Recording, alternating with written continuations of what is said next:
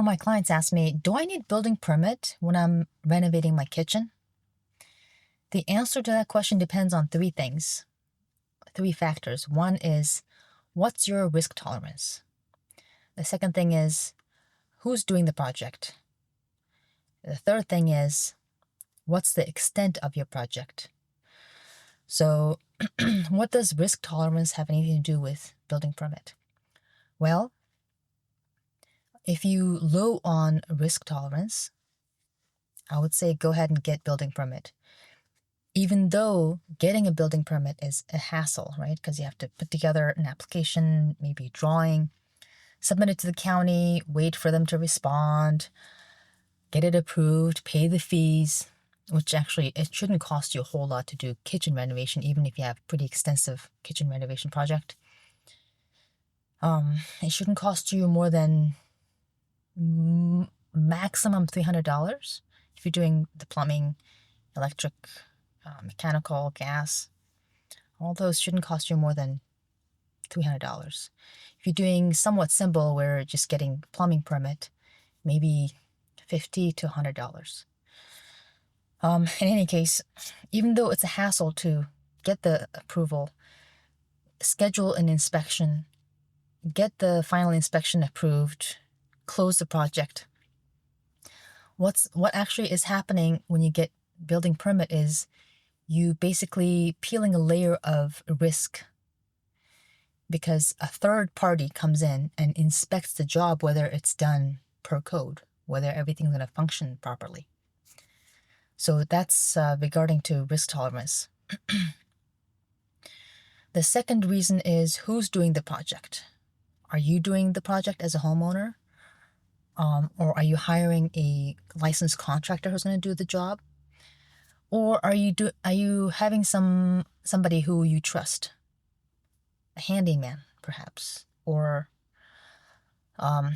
your friend, or your cousin, or your dad, or someone that you know and who you trust 100%. In all those cases, okay, let me back up. If you're doing the project yourself, whether the extent of the project is big or small, my recommendation is to just go ahead and get building permit, because once you get the permit, you basically have free access to, from the point after you've paid the fees, you have free access to code consultation. So, for example, let's say whoever's working on it is not licensed contractor. Either you doing it or somebody that you know, that you trust, is doing it, and nobody is licensed contractor. But you can get the project done without any help, code consultation help, 90% of the way there, or 95% of the way there. Then this is a really good opportunity to just apply for the building permit. Now you have access to call the county or the city that you live in and talk to the inspector, whether they're licensed in their field, or if they probably would have many years of experience to even get the job. So they're familiar with building codes. You can call them up and ask them questions regarding codes. Even if you get the project 90% of the way done, you can call the inspector or schedule the inspection.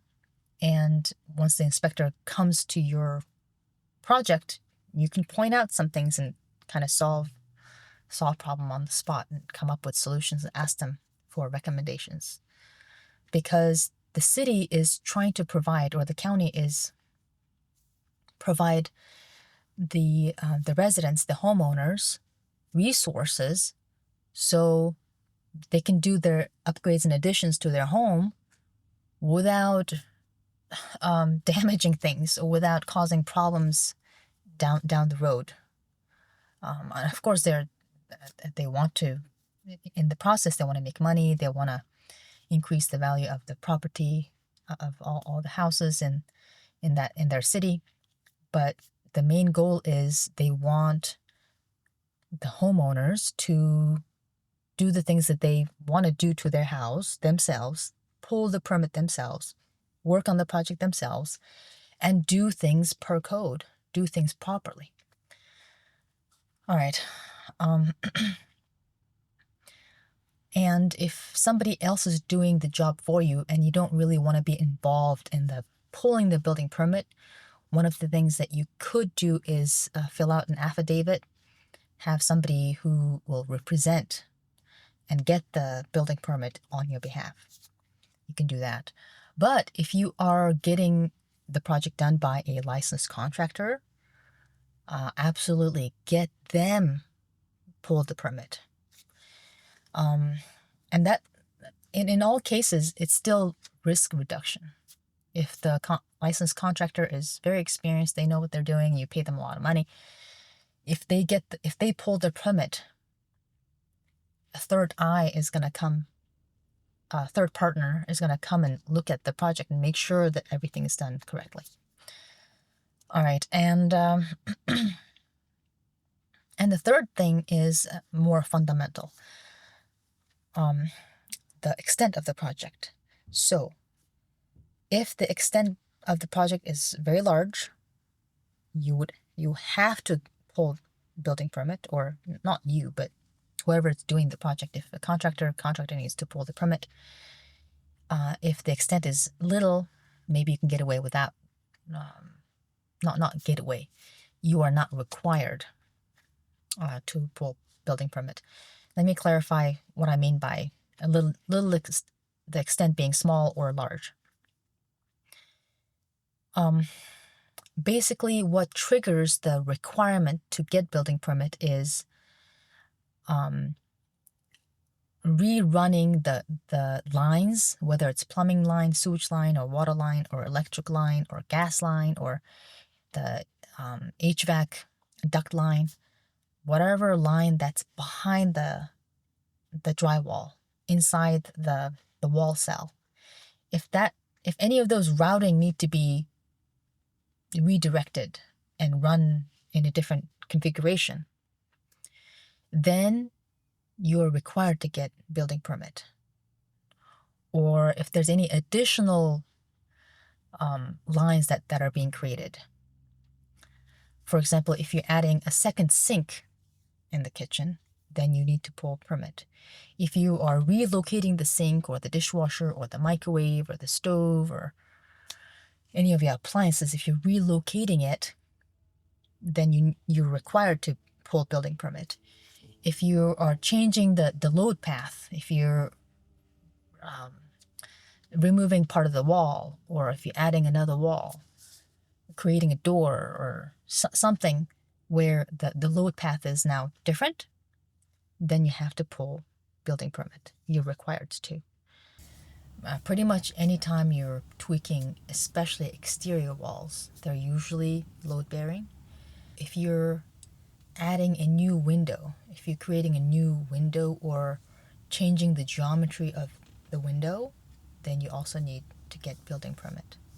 And if a contractor is doing the job and they recommend you, let's skip building permit, this job does not require building permit, it'll be cheaper and faster to do the job without building permit, I would be very cautious. I would be very cautious about that, unless it's a very, very simple minimum kitchen renovation where they're only replacing the cabinets and the countertop and only upgrading the appliances, not relocating them, just upgrading. And if you're only painting the wall, if you're only replacing the flooring and not messing with any of the walls, not creating any openings, then you don't need building permit.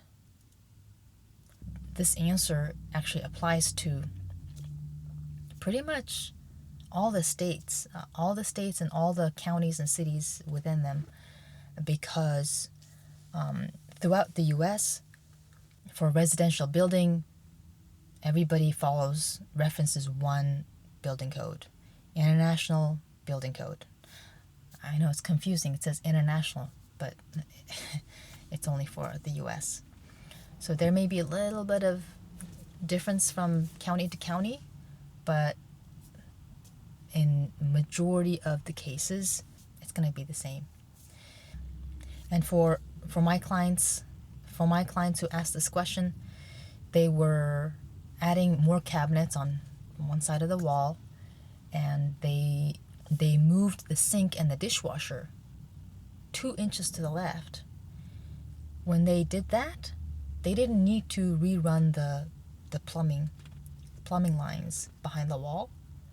They needed to be just a little bit of adjustment under the sink. So in that case, they didn't need a building permit. And they replaced the flooring, painted the wall, replaced the countertop. So that did not require a building permit. And yeah, it really comes down to what is fundamentally required. And if you're feeling like I need to have another set of eyes to come and check on the project, just go ahead and get the building permit. The drawings that you have to submit to the county to get the permit shouldn't be so extensive, as long as it's drawn to scale really neatly and clearly. A homeowner should be able to just put together a drawing and submit it. And if it's a contractor who's doing it, they should be able to just do it so quickly. It shouldn't take many hours of like engineering to put together a drawing, especially if you spend a lot of money with a designer to come up with the new layout of the kitchen. The designer, as they're designing and laying out or brainstorming and laying out the floor plan, they should be able to just literally click press button and print out the drawing. So don't let anybody fool you thinking that to get the permit you need to spend thousands of dollars. That's not the case. And as far as the county as being a resource, code reference resource for you, I'm only familiar with Arlington County, Fairfax County, and Loudoun County building permit departments, because I used to flip houses. I've done many renovations and additions to single-family homes, and my experience with these three counties have been pretty good. The past 2 decades, it's been the case where, of course, there's bad apples everywhere, right? And if you're honest and upfront and knowledgeable, you have to, first of all, you have to be knowledgeable. You have to carry most of the load. They've always been willing to consult on codes. That's all I wanted to talk about in this video regarding building permit and kitchen renovation. If you found this video useful, please consider giving me a thumbs up. And that's it. My name is Achma, realtor in Sterling, Virginia. Your guide to maximize the value of your house. Thanks for watching.